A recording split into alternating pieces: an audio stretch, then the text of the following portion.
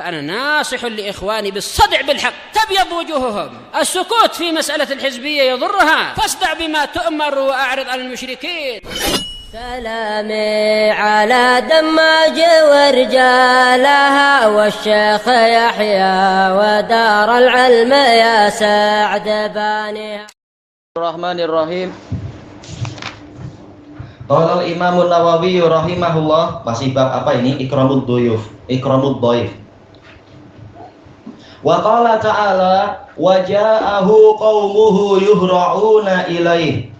Dan kaumnya mendatangi Nabi Lut dengan bersegera dan dengan bergetar. Nanti insya Allah disebutkan pembahasannya. Bersegera menuju ke rumahnya Nabi Lut. Wa min qablu kanu ya'maluna sayyi'at. Dan sebelum itu, sebelum ketibaan mereka, memang mereka biasa melakukan keburukan-keburukan. Qala ya qaumi haula'i banati. Maka beliau mengatakan, wahai kaumku, mereka adalah anak-anak perempuanku, yaitu sambil mungkin apa? Menunjuk, alal khilaf, menunjuk kemana? Hunna atharu lakum. Mereka lebih suci untuk kalian. Fattaqullaha wa la tukhzuni fi dhaifi. Maka bertakwalah kalian kepada Allah dan jangan kalian menghinakan saya dalam masalah tamu-tamu saya ini. Alaisa minkum rajulur rasyid. Bukankah dari kalian ada orang yang lurus, terbimbing? Atau apa? Tidak adakah dari kalian satu lelaki pun yang lurus? Baik. Ma'ruf cerita ini dalam surat Hud, yaitu tatkala Nabi Hud didatangi oleh utusan-utusan Allah, yang mana jumhur salaf mengatakan mereka adalah siapa itu ya? Yaitu malaikat Jibril, Mikail dan Israfil. Setelah mereka keluar dari rumah Nabi Ibrahim memberikan kabar gembira, itu yang Nabi Ibrahim menerima mereka sebagai tamu. Baik, dan kata para ulama, ini memang ada tanasub yang bagus, ada kesesuaian yang bagus. Ketiga malaikat itu datang kepada Nabi Ibrahim untuk membawa berita gembira berupa kehidupan, yaitu adanya anak nanti, yaitu Nabi Ishak. Sementara mereka datang kepada Nabi Lut membawa berita kematian, yaitu matinya kaumnya yang jahat itu.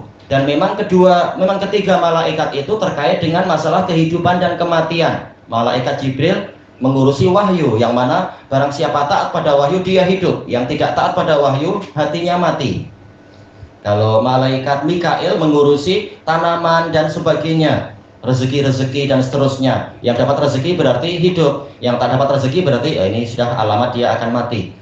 Malaikat Israfil ma'ruf mengurusi masalah kematian alam semesta, tiupan yang pertama. Tiupan kedua, kehidupan alam semesta. Jadi ini ada tanasub yang bagus, kesesuaian antara yang datang dengan dua cerita ini. Wa ja'ahu qaumuhu yuhra'una ilaih. Dan datanglah kepadanya kaumnya, yaitu orang-orang Sodom, dan mereka tidak jauh dari Haran. Haran tempatnya Nabi Ibrahim. Baik. Nah, Sodom ini tempatnya Nabi Lut, tempat dakwahnya Nabi Lut.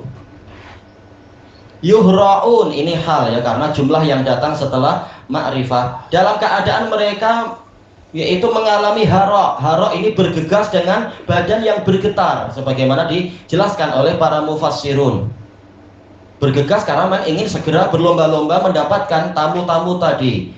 Badannya bergetar karena memang betul-betul ditolak-tolak oleh syaitan untuk agar syahwatnya segera terpenuhi, syahwat yang menyimpang itu, yang sekarang justru orang barat berusaha mempopulerkan. Setelah itu kena banyak bencana, ya salah siapa?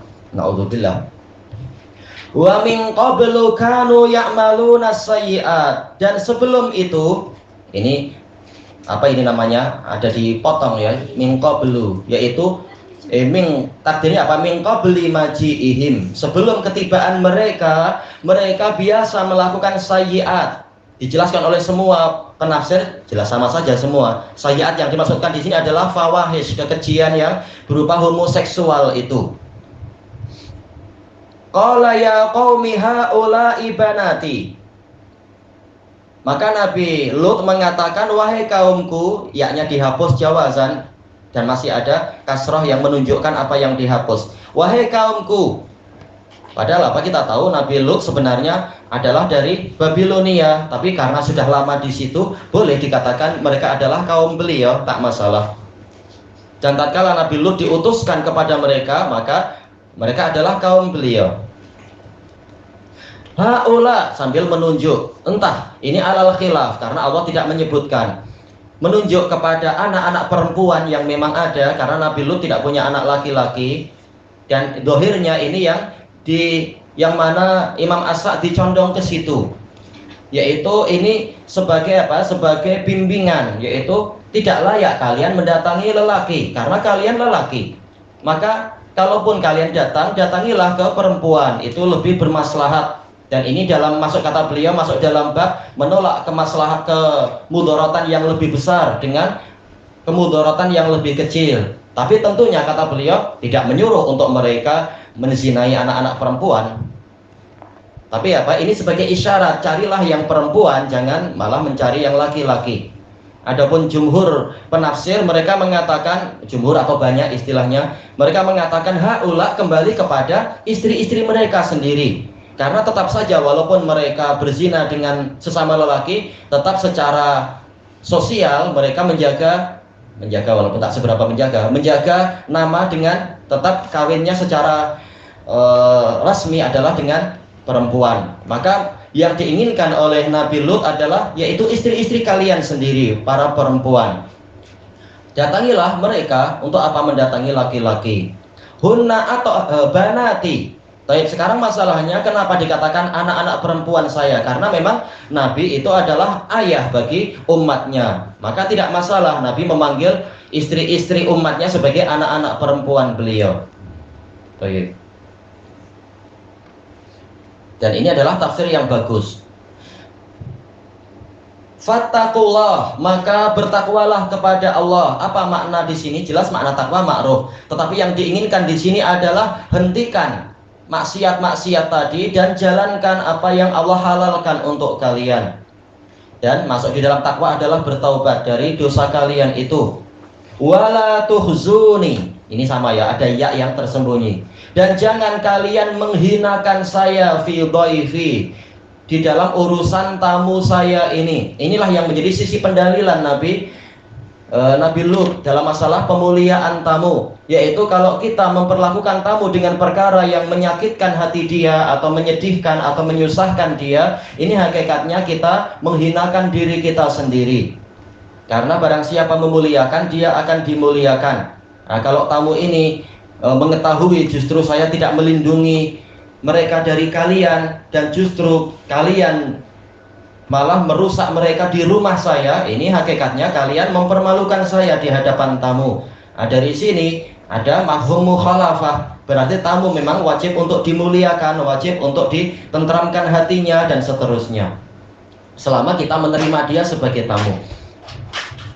Alaisa minkum rajulur rasyid, tidak adakah dari kalian lelaki yang rasyid, yaitu yang mendapatkan bimbingan, mendapatkan kelurusan. Rasyid ini mengisyaratkan bahwasanya beliau sudah pernah mendakwahi mereka semua, dan itu tentu ya, karena ini akhir-akhir dari dakwah Nabi Lut di situ. Jelas mereka sudah bertahun-tahun didakwahi. Dari mana kita mendapatkan penjelasan ini? Karena yang namanya ar-rasyid itu dari ar-rasyad. Ar-rasyad adalah ittiba'ul haqqi ba'dal ilm, mengikuti kebenaran setelah mengetahuinya. Adapun kalau belum tahu kebenaran sehingga tersesat, namanya ad-dhalal, orangnya dikatakan dhal. Sementara ar-rasyid ini orang yang melaksanakan ilmu setelah mengetahui ilmu tadi. Apakah tidak ada dari kalian yang terbimbing mengikuti kebenaran yang telah saya ajarkan pada kalian? Baik, ini soal ingkari. Baik. Insya Allah jelas tafsir ini. Kita masuk kepada hadis kepada hadisnya. Al-hadisus samin wal arba'un ba'da sab'imi'ah, 748. Wa an Abi Hurairah radhiyallahu anhu anin Nabi sallallahu alaihi wasallam qala. Dari Abi Hurairah radhiyallahu anhu, dari Nabi sallallahu alaihi wasallam yang bersabda, "Man kana yu'minu billahi wal yaumil akhir falyukrim dhaifah." Barang siapa beriman pada Allah dan hari akhir, maka hendaknya dia memuliakan tamunya. Wa man kana yu'minu billahi wal yaumil akhir falyasil rahimah. Barang siapa beriman kepada Allah dan hari akhir, hendaknya dia menyambung kekerabatannya. Wa man kana yu'minu billahi wal yaumil akhir falyaqul khairan aw liyasmut. Barang siapa beriman pada Allah dan hari akhir, hendaknya dia mengucapkan kebaikan atau diam. Muttafaqun alaih. Di sini Imam Nawawi menggunakan lafaz yang ini. Kenapa beliau menjadikan ini dengan pola syarat? Karena ini mengisyaratkan barang siapa menjalankan apa yang disebutkan di sini, dia telah memenuhi beberapa cabang-cabang keimanan. Makanya ini masing-masingnya dijadikan sebagai cabang keimanan di dalam kitab Syu'abul Iman, punya Al-Hulaimi, Al-Halimi, dan juga yang setelah beliau siapa? Imam Al-Baihaqi. Kalau tak salah duluan buka-buka itu. Ini masing-masing adalah cabang keimanan, memuliakan tamu, menyambung kekerabatan, dan juga mengucapkan yang baik atau diam dari yang buruk. Dan diam dari yang buruk maksudnya adalah tidak mengucapkan yang buruk-buruk. Ini kalau riwayat yang ini. Tapi kemudian kenapa diikat dengan dua permasalahan, beriman pada Allah dan beriman pada hari akhir? Karena ketiga perkara ini Allah lah yang memerintahkan, menunjukkan ini perkara yang sangat penting sampai-sampai dikaitkan dengan keimanan kepada Allah. Demikian pula isyarat pada hari akhir menunjukkan pahalanya besar sekali. Barang siapa memuliakan tamu, maka balasan sesuai dengan jenis amalan, dia akan sangat dimuliakan sebagai tamu tatkala masuk surga. Kemudian setelah mendapatkan nuzul ini adalah hidangan pertama untuk tamu. Setelah itu ya dia dipersilahkan untuk masuk ke istana milik dia sendiri, bukan lagi sebagai tamu, dia sebagai raja di situ. Balasan sesuai dengan jenis amalan. Demikian pula yang berikut-berikutnya menunjukkan bahwasanya balasannya di hari kiamat itu besar sekali bagi orang yang menyambung kekerabatan. Dia akan dijaga pada waktu berjalan di atas sirat.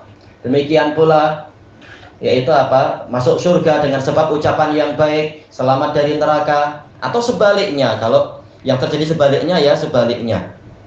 Berarti hadis ini memiliki mafhumul mukhalafah, kebalikannya, yaitu barang siapa tidak menjalankan ini berarti keimanannya mengalami suatu kerusakan atau mengalami kecacatan, tidak memenuhi cabang-cabang iman yang sempurna. Tapi bukanlah kemudian berarti imannya lenyap, tidak demikian, hanya saja berkurang sesuai kadarnya. Kemudian di sini fal yukrim dhaifah, ini polanya pola amr, pakai lamul amr, menunjukkan bahwasanya hukum asalnya adalah wajib. Asal dari perintah adalah wajib. Sebagaimana kata Imam Ibnul Qayyim rahimahullahu ta'ala di dalam Zadul Ma'ad. Bahkan beliau mengatakan kecuali apabila ada ijma' yang memalingkan perintah tadi dari kewajiban. Demikian pula yang kedua dan yang ketiga. Adapun untuk yang silaturrahim sebenarnya sudah pernah kita lewati ya tentang itu. Iya, sudah pernah kita lewati. Ini bagian dari keimanan. Kemudian yang ketiga yaitu masalah mengucapkan yang baik atau diam dari mengucapkan yang buruk. Walah, sudah pernah kita lewati belum? Ana lupa di dalam bab-bab ini. Tayyib, adapun masalah pemuliaan tamu, bagaimana pembahasannya? Itu dibahas oleh Imam Ibnu Muflih Al-Hambali di dalam kitab beliau Al-Adabus Syar'iyyah. Beberapa pembahasan penting di situ, diantaranya adalah al-mu'anasah, yaitu jangan dibiarkan tamunya itu kita diamkan saja sehingga dia pun diam dan malu. Dulu anak waktu masih muda, anak pemalu. Ada tamu datang, tamunya cantik, anak diem aja. Anak siapkan makanan tapi anak diem, tak berani, tak mampu bicara. Namanya masih sangat pemalu. Anak baca Quran aja. Akhirnya tamunya yang gelak-gelak, anak malu sendiri. Aduh, ditertawakan perempuan. Tapi tak mampu bicara waktu itu. Padahal yang diperintahkan di dalam syariat memang wajib untuk memuliakan tamu, mengajak bicara, menanyakan ini itu dan seterusnya. Dan termasuk pemuliaan tamu adalah disebutkan oleh para pensyarah, jangan menunggu dengan menanyakan kalian perlu makan tidak, jangan, langsung saja sediakan. Sebagaimana itu dibahas oleh Ibnul Qayyim rahimahullah di dalam Zadul Musafir, mengambil faedah dari cerita tentang Nabi Ibrahim itu. Tak perlu ditanya, langsung sediakan makanan. Kalau mereka makan alhamdulillah, kalau tidak tak masalah, nanti boleh dimakan oleh keluarga atau nanti tamunya delivery, suruh bawa pulang, tak apa dibungkus, atau untuk tetangga, tak masalah, tak perlu ditanya, langsung diberi. Dan tidak perlu diletakkan di tempat yang jauh, tapi bahkan didekatkan. dan seterusnya. Ini adab-adab banyak disebutkan di situ. Adab orang bertamu dan adab tuan rumah dibahas di situ. Dan juga termasuk adab-adab bertamu disebutkan oleh para ulama tadi adalah jangan mengatakan sekarang harga barang sedang mahal, jadi tak perlu kita bilang itu. Nanti tamunya malu, kasihan. Jelas ini kecuali kalau saling bicara sama-sama bukan terkait dengan itu. Nanti tamunya malu untuk minta minum pun jadi takut-takut.